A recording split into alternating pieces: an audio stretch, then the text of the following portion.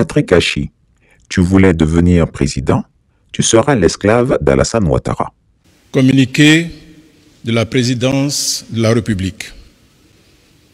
Le président de la République, son Excellence M. Alassane Ouattara, a procédé ce vendredi 26 mars 2021 à la signature du décret numéro 2021-176 du 26 mars 2021 portant nomination de M. Patrick Jérôme Hachi en qualité de Premier ministre, chef du gouvernement. Le président de la République demande au Premier ministre de lui proposer un nouveau gouvernement dans les meilleurs délais, fait à Abidjan le vendredi 26 mars 2021. Mon cher frère Atié, Patrick Hachi, je t'écris cette courte missive pour te dire que la vie n'est pas camarade de quelqu'un. Tu vois comment tu es redescendu brutalement sur terre après t'être rempli d'illusions? Tu vois comment, du sommet, tu as été précipité au sol sans parachute? Toi, mon frère Atié, quand tu étais Premier ministre d'Alassane Ouattara, tu croyais que tu étais arrivé. Tu mangeais seul, même 5 francs CFA, tu ne m'as pas donné. Tu croyais que tu étais son bras droit, son gars sûr, son homme de mission.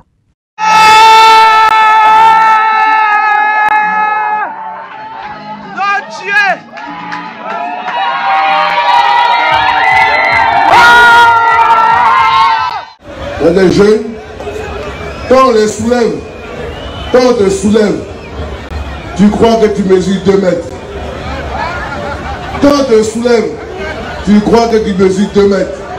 Mais quand on te dépose, tu réalises que tu ne mesures pas 2 mètres.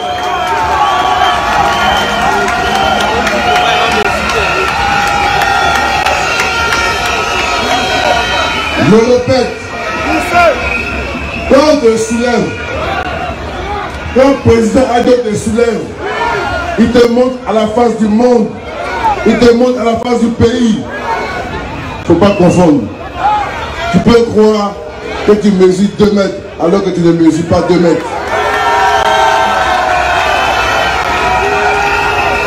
Et quand il te fait descendre, les blancs appellent ça qu'il y a le tournis, qu'il y a le vertige. Et quand il y a le vertige, tu bavardes au hasard. Mais nous on est là, on est à Abidjan, on est sur le terrain. Voilà. On est à Abidjan, on est en Côte d'Ivoire, on est sur le terrain, on est concret. Oui, il faut venir sur le terrain. C'est le terrain de la politique, de la mobilisation, des actes concrets qui parlent. Soyez sereins, soyez sereins, soyez sereins. Les gens vont bavarder jusqu'à... Ils vont bavarder. Maintenant, on sera là. En fait, Patrick Hachi, tu n'étais qu'un larbin au service d'Alassane Ouattara qui l'utilisait pour donner l'illusion que son régime était multi-ethnique. Quand nous, tes frères, te demandions de faire attention parce que tu étais trop zélé dans ton adoration d'ado, tu nous rabrouais. Tu n'as même pas jeté un regard sur nous, tes frères, de peur qu'on ne dise que tu es un informateur de Christiapi. Quand je faisais une révélation sur le régime de ton patron, tu m'agonisais d'injures et de malédictions devant le vieux Grigou pour, entre guillemets, mériter sa confiance et montrer patte blanche. On est à la fois en politique et on est à la fois, je dirais, dans la vie, je dirais, de tous les jours. Hein. Tout le monde sait que j'ai appartenu donc à un moment donné de ma vie au PDCI et que pour des raisons, je dirais, qui sont connues, je dirais, nous avons eu des divergences de vues qui m'ont amené à aller avec le président Alassane Ouattara dans ce processus de création d'un nouveau parti qui est le RHTP, auquel j'appartiens entièrement aujourd'hui. Donc je ne suis plus du PDCI, il n'en demeure pas moins que nous ne sommes pas des ennemis. Je veux dire que nous avons passé un certain temps ensemble et je suis allé à Daoko justement dans le cadre de ce type de relation, puisque Conan Henry, qui, je dirais, est un ami, qui est donc son neveu, je dirais, était décédé. Et donc, c'était des questions de famille. Il fallait, dans les traditions, comme on le fait, aller présenter ses condoléances dans ce genre de décès. J'ai été avec mon épouse, j'ai été extrêmement bien accueilli, il m'a reçu avec son épouse, je lui ai présenté donc mes condoléances, j'ai fait mes dons comme on le fait en accoutumé pour la famille et pour les obsèques, et je l'ai remercié et je suis rentré sur Abidjan. Je crois pas qu'il y ait plus à dire là-dessus. Il y a quelques jours, tu as été au téléphone avec le dictateur des Lagunes et il t'a rassuré de sa confiance. Il t'a même dit de ne pas t'en faire car tu serais reconduit à ton poste de Premier ministre.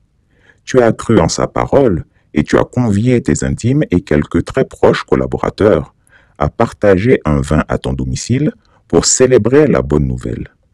Ce que tu oubliais, c'est qu'il avait fait exactement la même promesse à Mabry Touakeuse il y a un mois.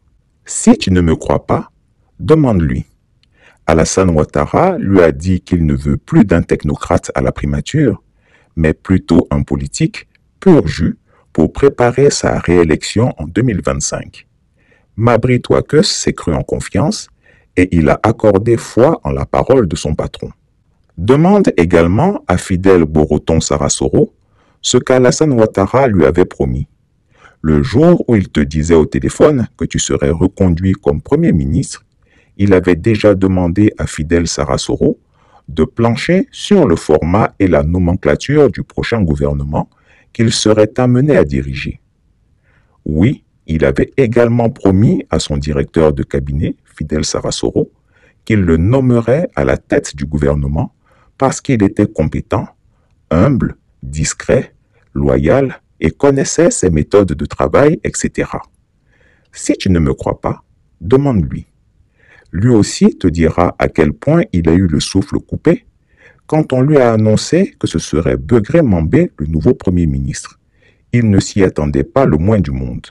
Alassane Ouattara a procédé ce lundi 16 octobre 2023 à la signature d'un décret portant nomination de M. Robert Mambé Begré, ancien ministre-gouverneur du district autonome d'Abidjan, en qualité de Premier ministre, chef du gouvernement. Le président de la République demande au Premier ministre Robert Mambé Begré de lui proposer un nouveau gouvernement dans les meilleurs délais. Fait à Abidjan le lundi 16 octobre 2023. Begré Mambé non plus ne s'attendait pas à cette nomination. Tu n'as pas remarqué à quel point il bafouillait et tenait des propos décousus quand il lui a été demandé de prononcer quelques mots après sa nomination. Il ne savait que dire et répétait des mots empruntés à son pasteur, entendus lors du culte de la veille dimanche. Simplement parce qu'il n'avait été informé par l'octogénaire supermenteur que quelques heures avant la publication du décret qui le nommait à la tête du gouvernement. Pris de court, il ne savait que dire devant les caméras. Je tiens tout d'abord à rendre gloire au Seigneur, le miséricordieux, créateur des choses visibles et invisibles, qui a permis que le chef de l'État m'accorde sa confiance pour la tâche immense au poste de Premier ministre. Je voudrais rendre grâce au Seigneur de ce que cela a été possible et remercier du plus profond du cœur le président de la République pour la confiance qu'il m'accorde en me nommant à ce poste très important. En ce jour particulier, je me rappelle avec beaucoup d'émotion tous les sacrifices consentis par mes géniteurs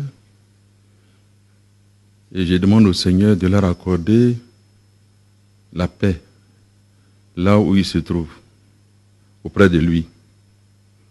Je pense particulièrement à mon épouse Mat Mambé qui m'a précédé auprès du Seigneur.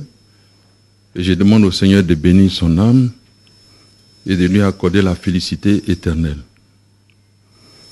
À ce poste, je me souviens que mes frères, Amadou Gonkoulibaly, Ahmed Bakayoko, ont donné le meilleur d'eux-mêmes pour faire de la Côte d'Ivoire un pays merveilleux auprès du président de la République. C'est pourquoi je demande au Seigneur de les bénir et d'accorder la paix à leurs âmes et que leurs familles soient bénies abondamment. Je rends hommage à tous mes prédécesseurs à ce poste qui ont tracé le chemin.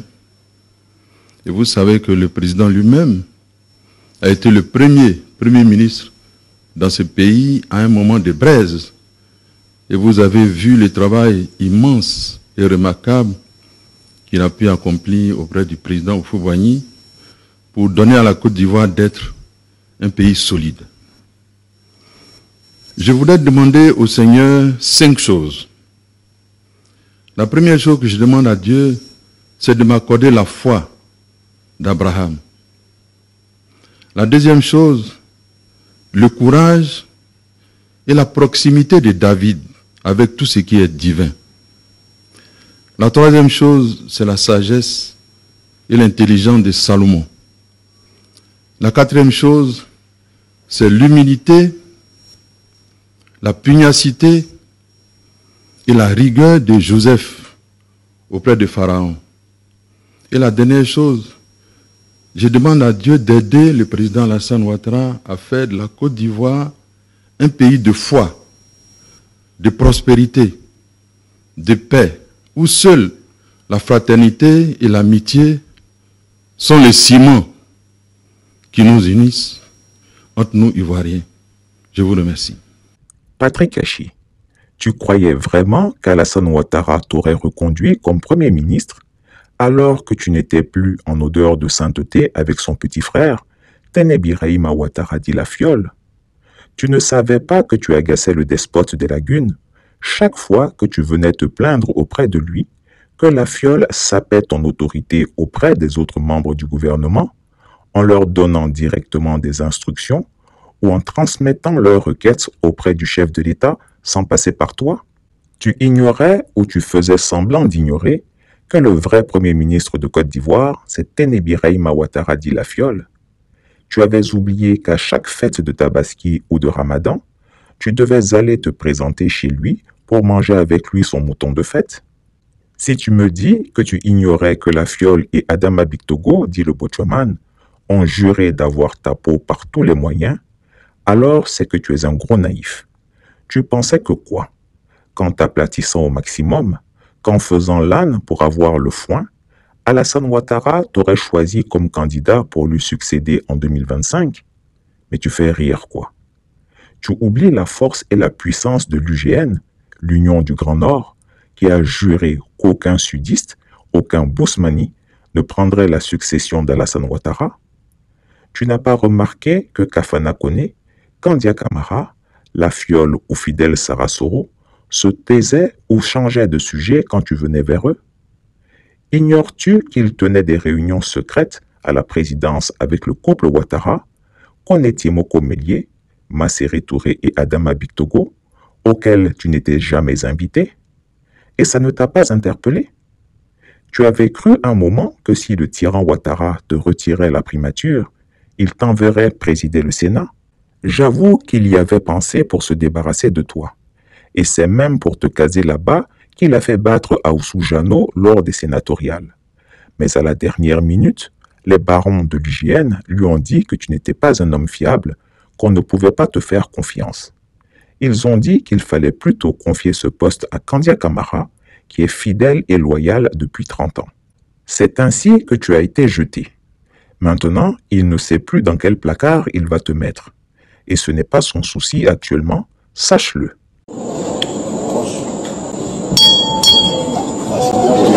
La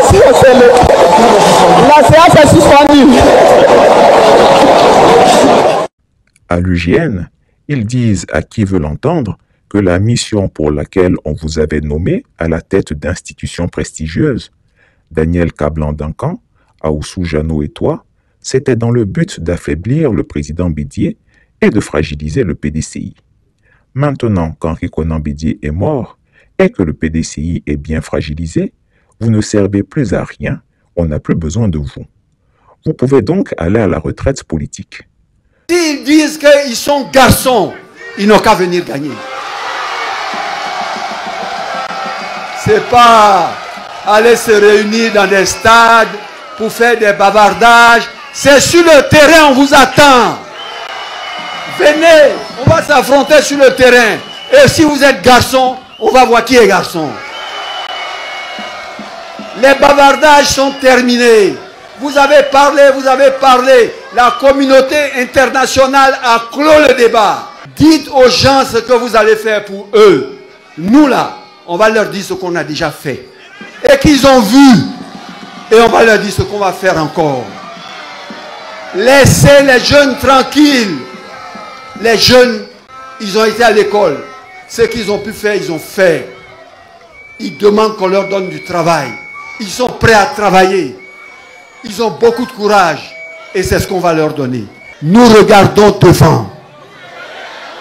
Nous ne regardons pas derrière. Nous regardons devant. Parce que devant est bon. Je ne te plains pas parce que tu as quand même réussi à voler beaucoup d'argent pour tes vieux jours. Tu te souviens de l'enquête sur l'utilisation des 20 milliards de francs CFA déboursés par le gouvernement pour la réhabilitation du stade des Bempé qui s'est noyé sous quelques litres d'eau? Eh bien, sache que Dao Polain a parlé. Il a tout révélé pour sauver sa peau et ne pas plonger tout seul. Il a ainsi indiqué aux inspecteurs que tu as reçu ta part dans le détournement massif de cette somme. On parle de 400 millions ou 800 millions de francs CFA qui auraient pris la direction de tes comptes bancaires offshore. Pour le moment, je n'ai pas le montant exact, mais sache que ton camarade du PDCI, Dao Claude Polain, t'a vendu. Vous allez donc boire la tasse tous les deux. Patrick Hachi, tu t'es dit certainement qu'Alassane Ouattara et sa femme sont aussi en train de voler le pays et que tu peux faire la même chose. Tu es témoin des montages financiers opaques qu'ils ont faits pour s'accaparer l'un des gisements gaziers et pétroliers les plus prometteurs de Côte d'Ivoire à travers leur société Ivory Coast Exploration Oil and Gas, ICE. Tu t'es dit qu'en sorcellerie, si tout le monde mange l'homme, toi aussi tu vas manger ta part. Sauf que dans la sorcellerie, il y a le cercle des adeptes simples et il y a le cercle des grands initiés. Toi, tu n'es pas dans le cercle des grands initiés. Donc tu vas payer la facture pour tout le monde.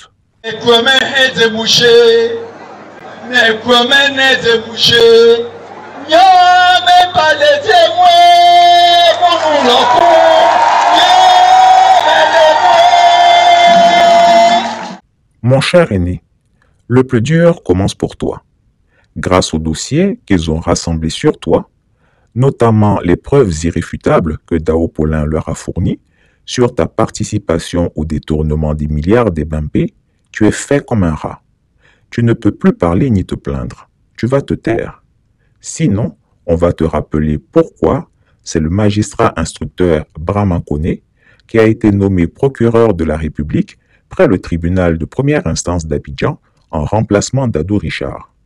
Si tu as oublié, je te rappelle qu'avant sa nomination, Brahman Koné était procureur de la République près le pôle économique et financier. Tu as compris ce que ça veut dire? Tu rêvais d'être président de la République? Tu ne seras que l'esclave modèle, car tu n'as ni l'âge ni l'âme d'un Robinson Crusoe. Pauvre de toi.